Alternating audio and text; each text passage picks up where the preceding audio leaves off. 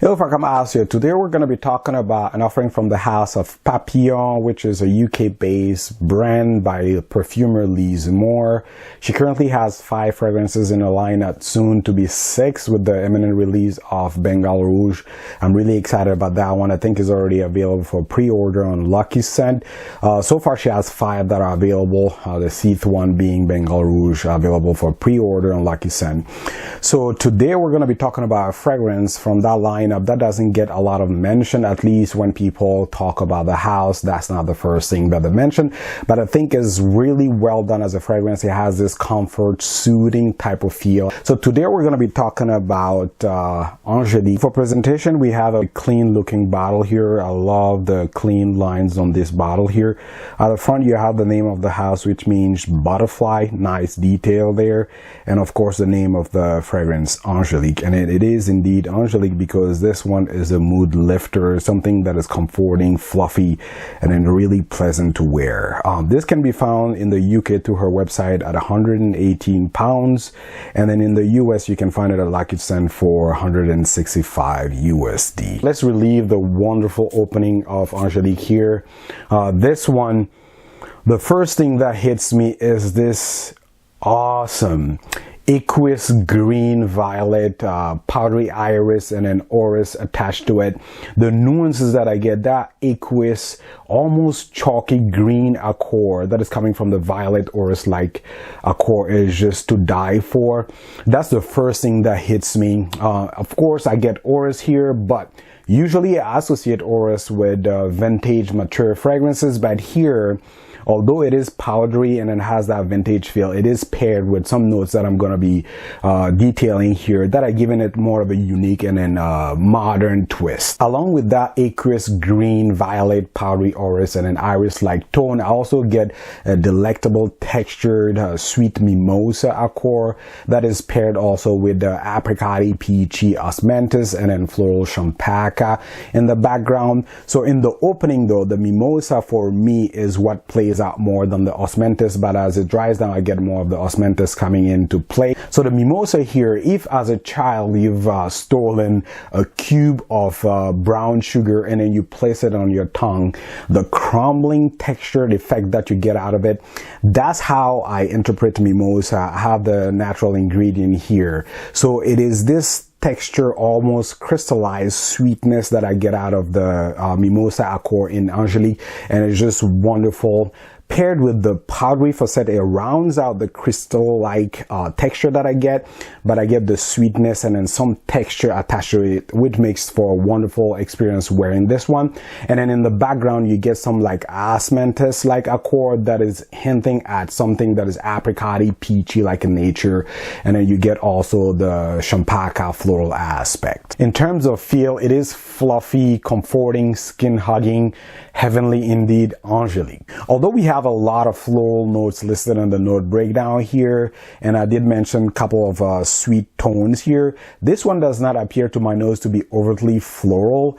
The balance that the powdery textures from the orris, the green aqueous feel from the violet, along with the crystal-like texture sweetness that I get from the mimosa, and then not to forget the mention of the Virginian cedar that is the backbone here, again not distracting from the main floral note that I described here, just balance off the floral aspect of this fragrance. So again, it's not going to be overtly floral. Now if you associate powderiness and then some of the sweet accords coming from the mimosa here to feminine fragrances, you might think that this one is leaning more feminine.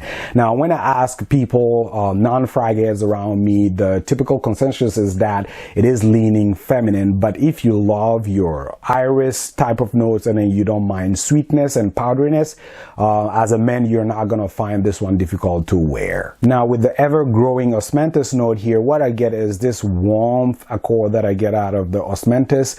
It lends a slightly honeyed, apricot-y, peachy tone to the fragrance, but I also get something that is like a fuzzy, leathery feel to it. I wouldn't say that this fragrance is leathery per se, but there's this fuzzy suede, gray suede-like effect in the background, and I think it's coming from the osmanthus. So fun fact here, if you smell osmanthus in nature, you get honeyed, golden, apricot-y, peachy, like fruity floral, intense in nature. But when we talk about the Osmanthus absolute, which is obtained through solvent extraction, it doesn't do a good job at capturing all the facets of that beautiful scent you get in the air in nature. The absolute here actually has, in terms of intensity, it starts, at least to my nose, it starts with something that is leathery, slightly animalic. Then I get a dark plum-like nuance to it, and then far in the background I also get nuances of that dried, honeyed, apricot-y, peachy tone to it. As it dries down though, you get a little bit more of the fruity element coming, but it's in a like a darker nature. So the absolute doesn't capture fully that happy, sweet floral smell that you get in nature. Is more of a darker tone to that, with a slightly animalic, slightly leathery tone to it. Now in Angelique though, I don't get like the absolute tone to it, because I don't get a leathery tone per se, but I do get the warmth that is coming from something that is hinting at something that might be slightly suede, gray suede like, or leathery. But here I think the more fruity tones are more enhanced here, which leads me to think that she added a little bit of Osmanthus absolute and enhanced some of the fruity facets with other notes, or she's using a different type of distillation of the flower. It's hard to say, but here I get more of the happy facets of the Osmanthus here. Although there are warmth effect in the background, mainly I get the happy facets of the Osmanthus. And other elements that are adding to the overall depth of the fragrance are champaca, which is adding to the full bouquet here, but also cedarwood that is adding a backbone to the fragrance, but it's not taking away from the main element. Now frankincense is mentioned in the note breakdown, but I don't get a scent profile attached to the other elements here. Is more of an effect that is being added to the fragrance and is adding this ethereal, airy feel to the fragrance. Frankincense as a standalone note, depending on the age here, start out fresh. You get this peppery, lemony feel, but you also get some piney, woody tones attached to it. So here is adding this slightly ethereal feel to the fragrance. It's not going to add smoky facets like some of the frankincense that are co-distilled with cedarwood, adding a slightly smoky facet to it. Here you're not going to get that. As more of an ethereal feel that is adding to the overall fragrance. To quickly recap, this composition is mainly around an aqueous green, powdery, almost chalky-like vibe coming from the combination of orris-like facet, violet-like facets, and iris-like facets, and then that is paired quickly with some textured sweetness coming from mimosa, and then you get some warmth, honeyed, apricot-y, peachy vibe that is coming from the Osmanthus, and then in the background you get champaca and then a woody backbone of cedarwood that is adding to the effect of the fragrance as a backbone, and you get this ethereal feel that is landed from the frankincense. So like I said, this one has a skin hugging feel to it. It's comforting, fluffy, has an easygoing feel attached to it. So it's really a comfort scent if you think about it. Now transitioning into the longevity or performance here, the type of profile that it lands here, actually I think the performance that I get out of this one is just perfect. I get 6 to 7 hours of longevity when I spray it on my shirt, on skin. Projection is soft, so it's not going to be a beast. It's actually working really well with the type of scent profile that this one is trying to achieve here. So it's going to be a soft projection, and I'll go about 5 to 6 sprays to get that type of performance. Settings, this one can be dressed up, dressed down, is a comfort scent. It can be casual. It is leaning feminine for people that are non-frag heads, but if you're male and then you don't mind powdery tones, you like your irises or orris, and then you don't mind a little bit of sweetness, definitely give this one a try. I think it's well done.